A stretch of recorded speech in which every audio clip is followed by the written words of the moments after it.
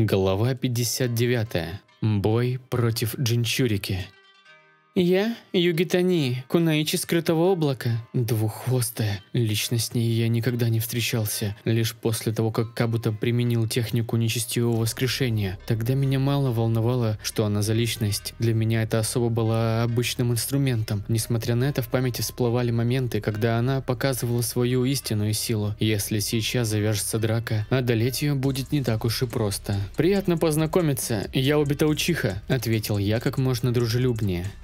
В этой банальности не было необходимости. Тут даже дети знают, кто ты такой. Все так же спокойно вела диалог Югита. Да, я заметил. Ну, правда, не в самом хорошем ключе у людей на устах вертится мое имя. С этой мыслью я грустно выдохнул и лег на пол, распластав руки. Кунаичи издала удивленный возглас, опешив от моего действия. Ты настолько легкомысленный, призрачный клинок? Или же считаешь, что я так слаба? Нет, уверен, ты достаточно сильная, чтобы победить. Но, знаешь, я так устал целый день бороться с местными шиноби за право прожить один день, что у меня нет никакого желания сражаться с тобой. Тем более ночь на дворе, очень хочется спать. Давай отложим это до завтра, часиков до 8 утра.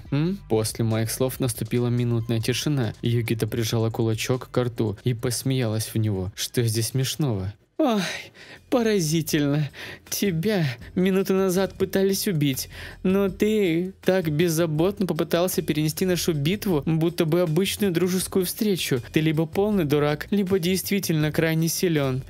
Да, пожалуй, ты права, слегка улыбнувшись, ответил я, вглядываясь в потолок. Прозвучало и впрямь как-то странно. А могу я хотя бы узнать причину? Не то чтобы я не мог угадать, просто за день столько людей меня пытались убить, что уже трудно уложить все это в голове. Причина? О чем ты? Удивленно спросила Югита. Ну ты же тоже пришла попытаться убить меня. Наверное, ты хотела отомстить за друга или подругу, которые погибли от моей руки?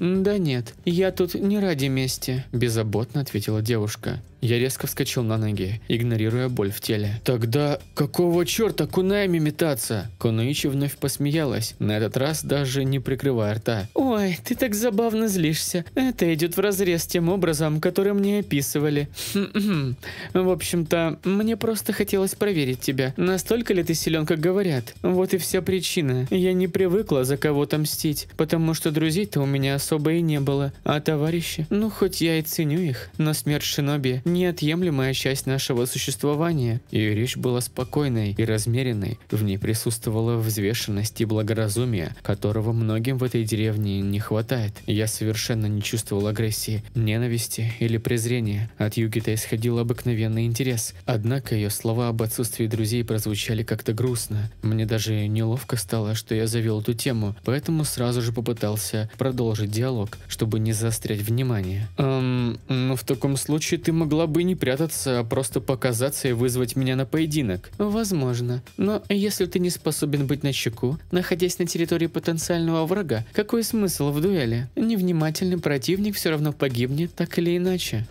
Верно, сказал я, уверенно кивая головой. Но в этот же миг поймал на себе взгляд нянята, который осуждающе смотрел на меня. Не нужно так пилить меня взглядом. Я не должен ударить в грязь лицом, на кону моя репутация. Призрачный клинок листа. Ты ответишь на мой вопрос? Точно, прости, задумался. Ну, заметить тебя было не так уж и сложно. Дело в медитации и концентрации энергии в органах чувств, пояснял я менторским тоном, стараясь сделать лицо как можно серьезнее. Нянята несколько раз кашлянул. Кажется, его порицание моего хвастовства достигло максимума. Ведь если бы не его тренировка, наверняка получил ранение, так как поздно заметил угрозу. Простите меня, мастер, я обязательно куплю вам рыбки. Пронеслось в моей голове. Ясно. Видимо, ты и правда довольно силен. Ну что ж, тогда я хотела бы сразиться с тобой. Может, обсудим все за кружкой чая? Протянул я, не имея никакого желания драться с Джинчурики. Она будет сражаться, ня. Громогласно проговорил нянята, садясь между мной и Югита. Говорящий кот? Прости, ты... Не Нека, кот-ниндзя. Я права? Удивленно продекларировала Югита, садясь на корточки. Привет, малышка Югита. Довольно радостно ответил кошачий мастер. но мы виделись раньше? Возможно, ты меня не помнишь, но Нинека отлично знает, кто ты. И уж тем более, кто сидит внутри тебя. Мы всем сердцем уважаем Мататаби-сан. К слову, привет тебе от Никоба. Ой, простите, я и правда вас не помню. С ноткой грусти отметила Кунаичи. Старушка по-прежнему собирает лапы для кошачьей энциклопедии? Не переживай, меня зовут Нянята. Да, и отпечаток Мататаби-сан лучше в ее коллекции, ня. Погоди, так ты видел Югита-сан раньше? Вклинился я. Более того, она была в вашем кошачьем царстве? Молчи, Обита, я разговариваю. Шикнул на меня Нянята. Да, мастер, прогудел я, вспоминая свое обещание. Мастер? Нянята-сан, вы тренируете этого юношу? Хе-хе, ня. Конечно. Или ты думаешь, он чего-нибудь сам добился бы? Этот мерзкий самодовольный маленький говнюк. Ну подожди, мастер. Я забираю назад свои слова об извинении. В следующий раз точно оболью тебя водой. Пронеслось в моей голове. Удивительно. Не видела, чтобы Нинека заключали контракт с людьми. Значит, я не прогадала с выбором противника. Что ж, тогда, Нинета-сан, если вы позволите, я хотела бы устроить поединок с вашим учеником. Не имею возражений, ня. Но у меня будет условие. Условия?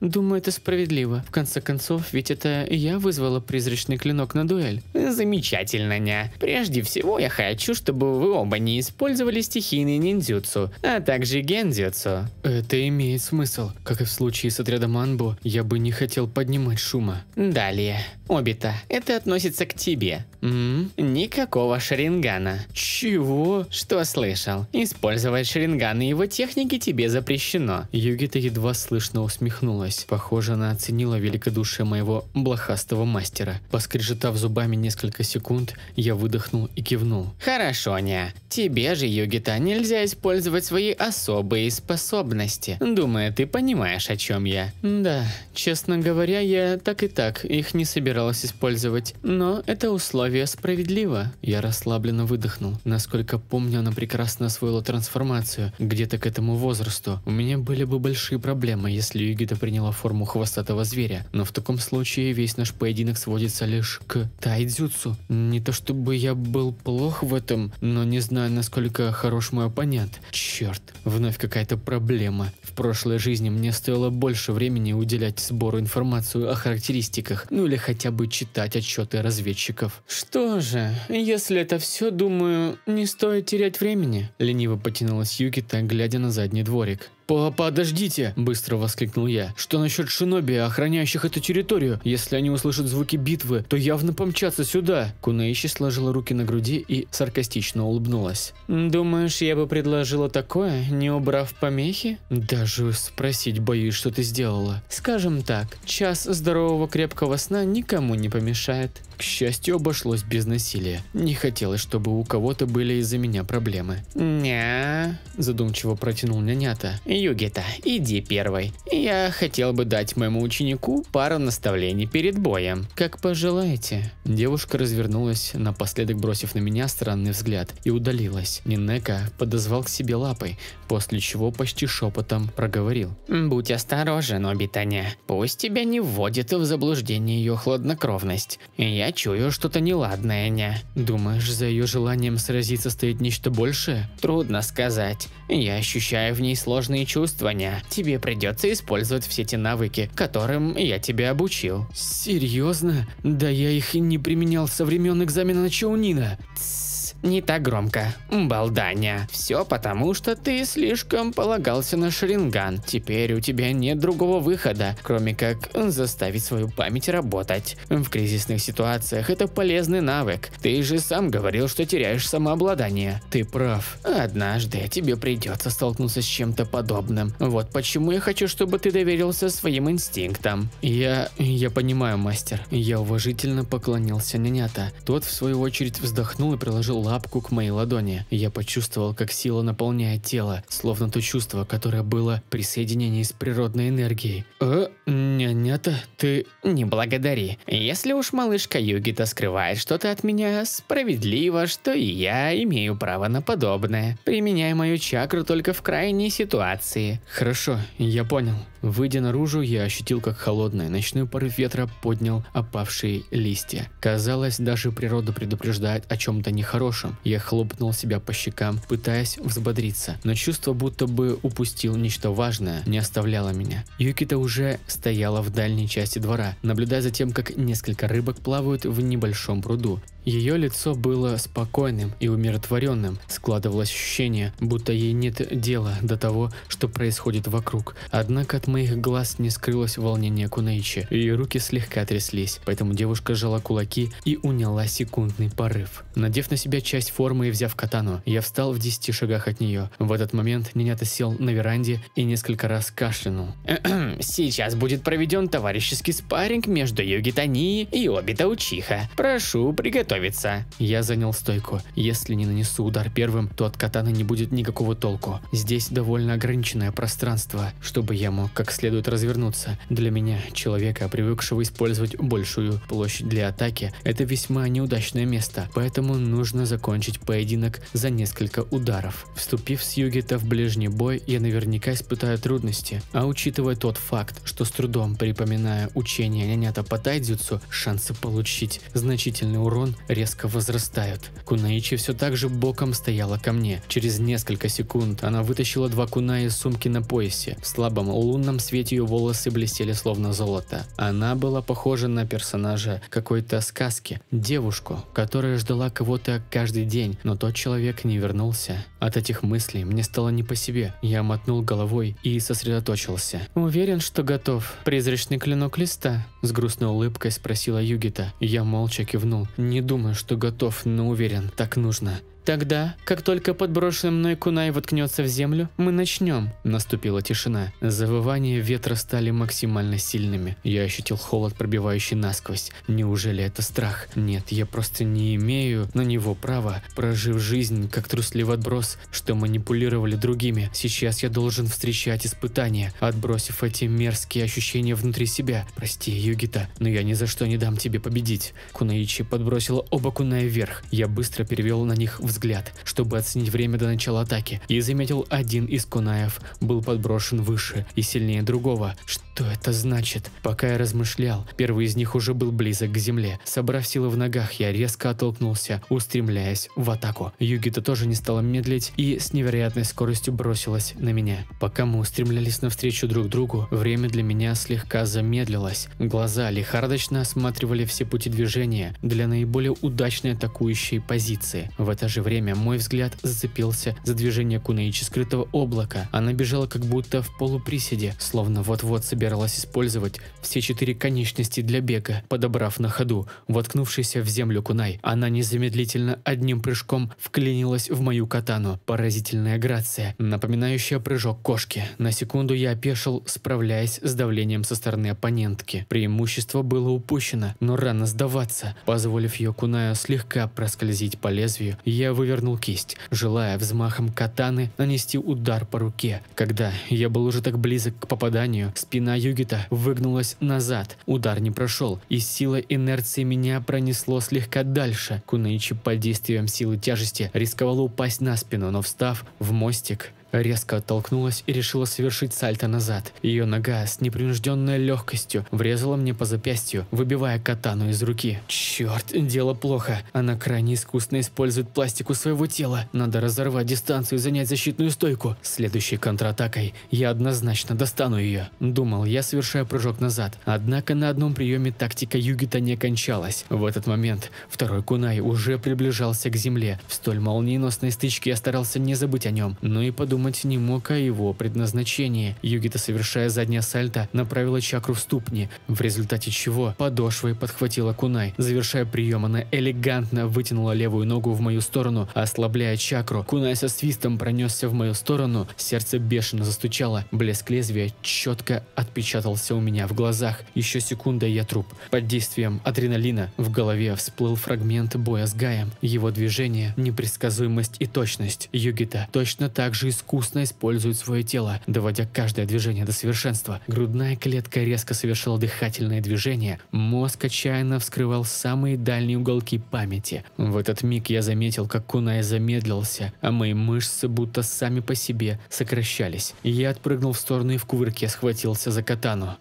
«Цыкнула языком Югита, явно разочарованная, что не смогла завершить бой. Кошачий инстинкт. Едва слышно пробубнил я. Я вспомнил, что этот прием позволяет улавливать мельчайшие движения вокруг и заставляет тело рефлекторно уворачиваться. Все как тогда. Под воздействием тяжелейшего давления со стороны противника мой мозг активно освежал все более глубокие участки памяти, которые закостенели из-за моего игнорирования тренировок. От этой мысли я сильнее сжал катану, ощущая прилив ярости. «О, теперь я чувствую, ты наконец-то готов сражаться всерьез, призрачный клинок листа!» Разгоряченно крикнула Югита, устремляясь ко мне. От нее стала исходить другая аура. Привычное холодное спокойствие улетучилось. Неужели она скрывала истинные эмоции? Что сейчас ей движет? Месть или желание прославиться? И что более важно, почему я так зол? Почему я хочу убить ее? И издавая животный рык, я ринулся к ней. Несколько сюрикенов полетели в мою сторону. Взмах катаной. Они уже воткнуты в землю. Я не чувствую усталости и не вижу препятствий. Скорость реакции возросла. Движения Югита теперь не такие быстрые и местами даже предсказуемые. Положение ног и рук. Сейчас будет удар сверху. Действительно. Кунаи в руках Кунаичи сверху вниз обрушились на меня. Вновь послышался лязг стали, что отвратительно резал слух. Лицо Югита напряглось, отражая напряжение и ярость. Не теряя времени, с разворота я нанес удар правой ногой ей в живот, но она не упала. Моя оппонентка сохранила равновесие, совершила финт на земле, и теперь уже ее ноги болезненно впечатались в мой живот. Я слегка проскользил назад, чувствуя, что рана вновь открылась. Невероятная сила в столь хрупком теле. С низкого старта Югита, не избавляя темпа, совершила еще несколько чувствительных атак.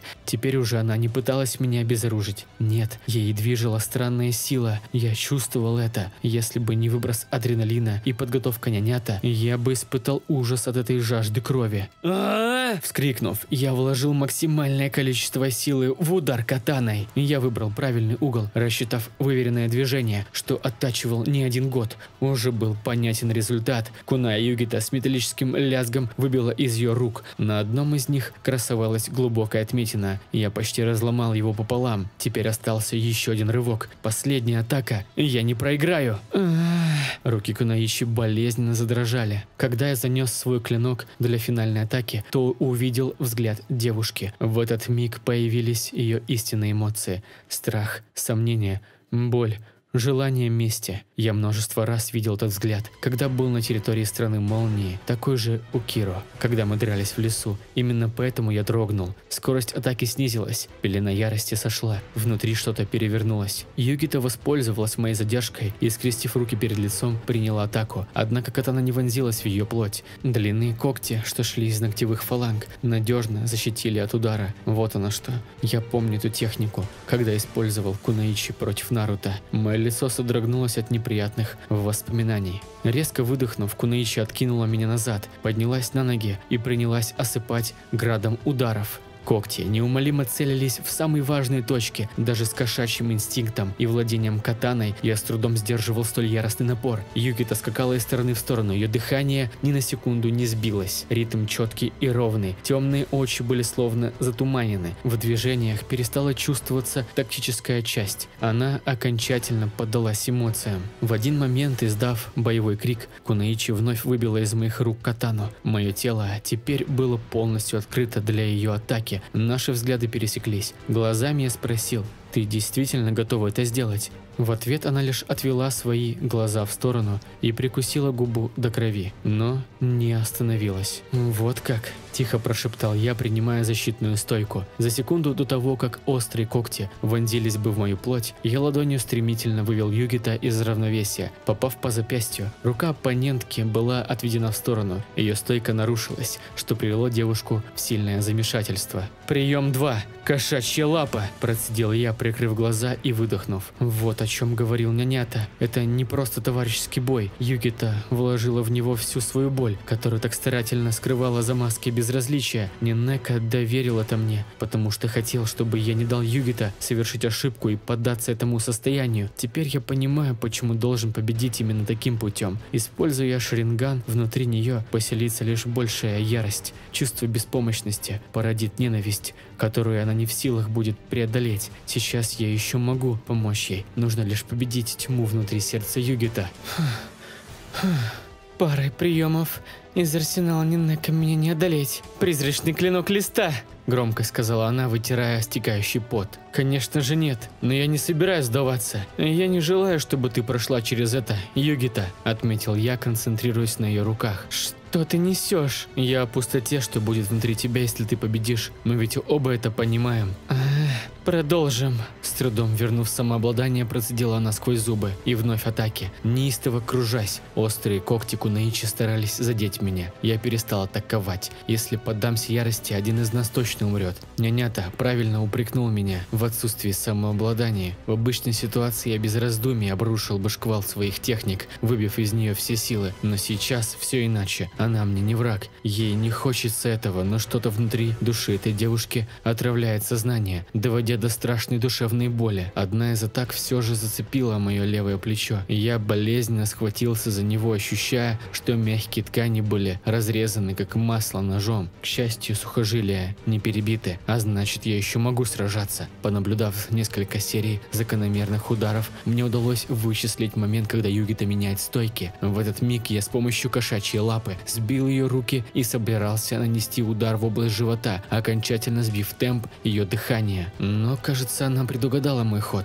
Когда я совершил задуманное, нога Югита понеслась к моему лицу. Инстинкты прямо били тревогу. Отдаваясь болью в висках, меня озарило, и в этот же миг, вместо того, чтобы заблокировать удар, я резко отскочил назад. Когда удар Югита прошел мимо, было видно, на ногах тоже когти. «Твои инстинкты и правда сильны. Неудивительно, что ты смог выжить». Я не ответила. Мы оба были доведены до предела, используя последние козыри, которые имели в запасе. Если не закончить бой сейчас, это может плохо кончиться, однако Югита так не считала. Несмотря на усталость, она снова и снова атаковала меня, не давая шанса, чтобы продумать финальный удар. Черт, да сколько же силы в этой девчонке! Похоже, вечная защита теперь бессмысленна. Кунаичи стала выдавать пируэты в воздухе, создавая хаотичные движения. Она усилила диапазон своих атак, используя теперь не только руки, но и ноги. Так использование кошачьей лапы затруднительно. Отбив атаку, я собрал максимум своей чакры и влил ее в пальцы. «Даже и не думай!» – вскрикнула она, целясь в живот. Но было поздно, наши когти схлестнулись. Моя чакра обрела форму, создавая подобие техники Югита. «Кошачьи когти?» – язвительно усмехаясь, проговорила она. «Ха! «Как ты угадала?» – парировал я. «Действительно», – пробубнила Кунаичи, бросая беглый взгляд на Нянята, что сосредоточенно наблюдал за нашей битвой. Третий прием, изученный мной. Честно говоря, никогда не считал его особо полезным, так как расход чакры на поддержание постоянной формы весьма высок. В сочетании с Шаринганом он бы быстро привел к моей усталости, но в данной ситуации, лишенный оружия, возможности пользоваться глазами и стихийными техниками, этот прием действительно спасает мою жизнь. Теперь мы были похожи на двух схлестнувшихся в драке котов, но опыт Югита куда выше. Она легко, непринужденно совершает атаки, в то же время как я, привыкший к тяжести оружия, что лежит в руке, с трудом пользуюсь когтями из чакры. Не ощущая веса, мне тяжело полностью контролировать силу и скорость атаки, и все же, сейчас ни один из нас не имеет преимущества. Вопрос лишь в том, кто раньше совершит ошибку. Несмотря на импульсивность и ярость, Югита действует осторожно. Ее атаки складываются из подскока, после удара, а затем отскока, и все это на невероятной скорости. Она умело использует любую брешь в моей обороне, а это значит, что надо заставить ее открыться. Собравшись с мыслями, я решился не на самый рациональный шаг, но другого выхода у меня не было. Я сделал вид, что замешкался и потерял бдительность при одной из ее атак. Само собой, глаза Кунаичи быстро это подметили. Я стал отскакивать назад, заманивая оппонентку в ловушку. «Ты мой!» – воскликнула она, окончательно потеряв бдительность. Я видел, как Югита совершила кувырок вперед, и ее когти собрались разрезать мышцы на моем бедре, но ее планам не суждено сбыться. Моя катана появилась из-за спины и резко воткнулась в землю на пути ее удара. «А?» – удивительно сорвалось с уст Кунаичи. «Ха!» – с резким выдохом я зарядил ей ногой в грудь. Югита кубарем покатилась назад, приняв на себя всю силу моего удара. Действовать надо быстро, сейчас я прижму ее к земле, и битва окончена. Я смогу, я просто обязан. Болезненно кашляла девушка, сжимая рукой грудную клетку. Не теряя времени, в 2 рывка я оказался напротив нее. Был готов прижать к земле, но меня, как Югита, минуту назад ждало разочарование. Двигаясь на большой скорости, мне не хватило реакции увернуться от неожиданно увеличивавшихся в размерах когтей. Они были окутаны синей чакрой с черными вкраплениями. Эй, это же жульничество! Но Нянята безмолвно смотрел за боем. Мы ведь оба понимали, его слова лишь фикция, и условия созданы, чтобы ограничить меня и Югита в разрушительной силе. Все же задело меня лишь 2 когтя, протыкая правую часть ближе к ребрам. Волна боли прокатилась по телу, действие адреналина давно кончилось, поэтому я ощутил весь спектр нанесенного урона. Я вскрикнул, кое-как справляясь с болевым шоком. Ты не победишь! Голос Югита стал неестественным и даже зловещим. Вместо ее черных глаз я увидел желтый и зеленый кошачьи. Это скверно. Сила двуххвостой вырывается из нее. Если так и дальше пойдет, меня точно разорвут. Сил применить шаринган попросту нет. Слишком много чакры ушло на сегодняшний день. Югита поднялась и замерла на подкашивающихся ногах. «Нет, держи себя в руках», повторяла девушка, но ее рука лишь сильнее погружалась внутрь моего тела.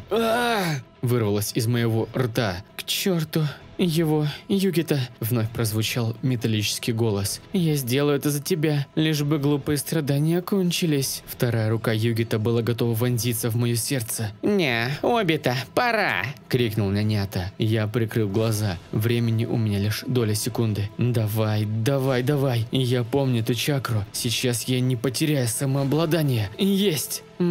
Прозвучал удивленный звук изо рта Югита. Ее кошачьи зрачки на миг изменились. Природная энергия, что одолжил Нянята, вновь слилась с моей чакрой. Потоки быстро расплылись по телу, регенерируя раны, снимая боль и усталость. Из моих ноздрей повалил горячий пар. Чувство силы и бодрости наполнило нутро. Когти двуххвостой выперло из моего тела интенсивно заживающими тканями. Простите, Мататаби-сан, но тот, кто поможет Югита, это буду я. Уголки моих губ приподнялись в мерзкой улыбке. Неужели я испытываю от этого наслаждение? Жалкий мальчишка, да как ты... Я не дал ей закончить. Удар колена в живот заставил тело Югита полететь вверх, и ее уже наполовину окутала синяя чакра, которая мгновенно лечила раны, так что, думаю, можно особо не сдерживаться. Ох, только бы Рин никогда не узнала, что я избивал девушку таким образом. Она же точно меня возненавидит. Пора заканчивать. Югита под контролем Мататаби пыталась приземлиться на 4 лапы, но я поймал ее на подлете, сделав кувырок в воздухе, нанес удар сверху вниз, пяткой впечатывая Кунаичи в землю. «Еще!» – крикнул я, чувствуя, что время вновь кончается. Видимо, слишком много сил ушло на регенерацию. Оттолкнувшись от крыши дома, я набрал максимальную высоту. Все как тогда с Гаем. Югита не уступает ему в решительности. Но целью Гая было желание стать сильнее, чтобы защитить друзей и добиться признания. А Югита поддалась разъедающей ее боли и в итоге обратилась в хвостатого зверя. «Простите меня, Мататаби-сан, но эта девушка сможет справиться сама. Я в это верю». Направив весь поток чакры в ноги, я устремился вниз. В последние секунды перед ударом я увидел ее глаза. Из них шли слезы, а на лице отражалась грустная улыбка. Послышался треск земли, легкий вскрик Югита и поднимаемый стол пыли. После этого я ощутил бессилие и повалился на спину. Перед глазами предстало спокойное звездное небо. Даже холодный ветер стал дуть нежнее. И все же, что это был за взгляд и улыбка? Сделал ли я все, что мог? С этой мыслью я устало прикрыл глаза, не в силах больше думать. Продолжение следует.